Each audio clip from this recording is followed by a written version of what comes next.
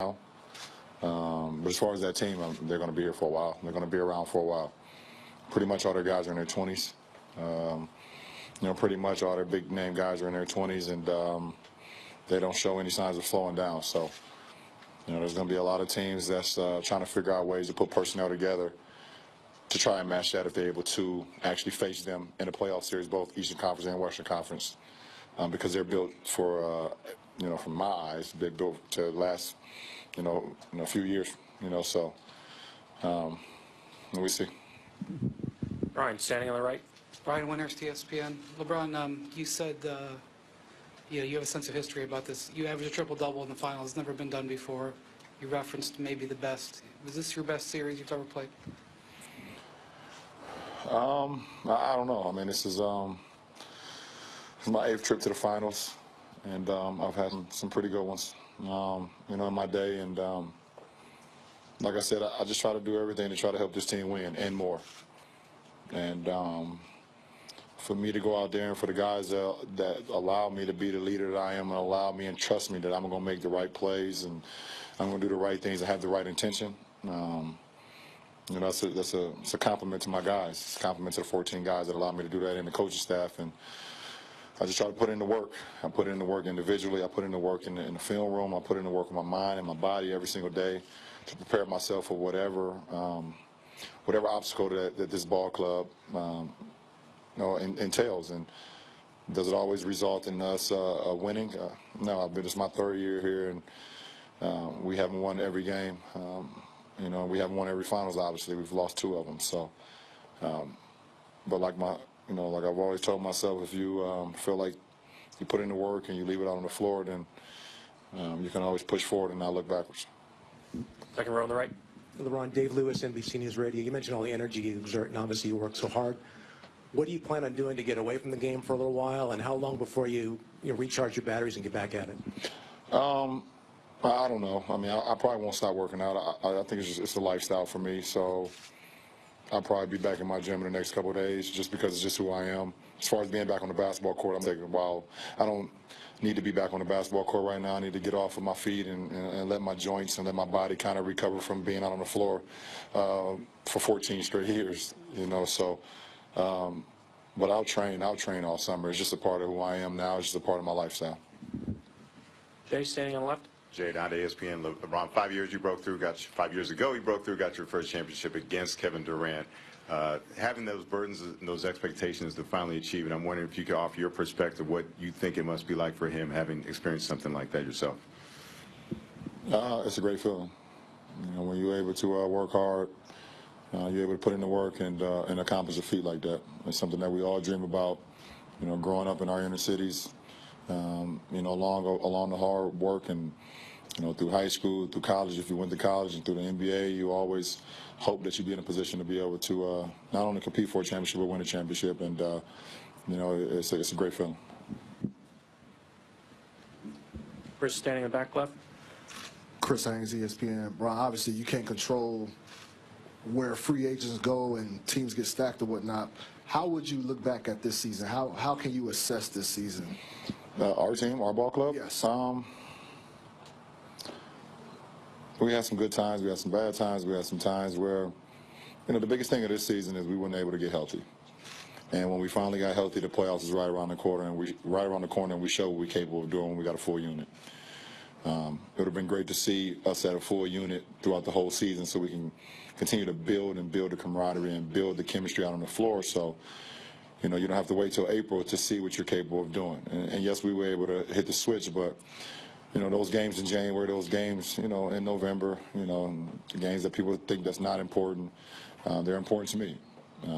And they would have been important to our ball club, but whatever, we figured it out and got to the postseason as a 2 seed. We controlled home court and was able to win on the road in the Eastern Conference Finals in Boston. And we was able to punch our clock into competing for a championship. And as a ball club and as an individual, that's all you want is an opportunity. Obviously, we ran against, like I said, a worthy opponent, one of the best playoff teams that this league has ever seen, obviously. And we weren't able to get over the hump and accomplish what we ultimately wanted to do. But there's no such thing as a failed season when you put in as much work as we've done individually and as a ball club since September, since late September. Rachel and Eric, last two. Brian, you just said I need to take some time and sit down and figure this thing out. Big picture, Warriors, all of that. Does it feel like the puzzle pieces are out there? You just can't see them yet? Well, I don't know. I mean, I'm not the GM of the team, and I'm not in the front office. But I know our front office is going to continue to try to put our ball club, put our franchise in position where we compete for a championship year in and year out. And like I said, you know, teams and franchises are going to be trying to figure out ways that they can put personnel together, the right group of guys together to be able to hopefully compete against this team. And like I said, they're assembled as good as you can assemble. And I've played against some really, really good teams that was assembled perfectly, and they're right up there. So we will see, but I will get away from the game a little bit. I'll probably watch some WNBA games, though. I can't get away from. I'll be at Suns tournaments this summer, so I'll be a part of the game. But as far as me actually playing, I won't be a part of the game much this summer. Eric, last question on the left side. Hey, LeBron, Eric Pincus, Basketball Insiders. You've been a part of two super teams, the one you have here, the one you had in Miami. Looking at what the Cavaliers, rather the Golden State Warriors have done, are you still a fan of the concept? Do you think it's a good thing for the NBA to build these teams, how they brought in Kevin? And you get what I'm asking? No, not really. I don't believe I've played for a super team. I don't believe in that. Okay. I believe we're a super team here. So no, I don't. You guys want one more question before I leave and not see you guys for a long time? Robert, last one in the middle then.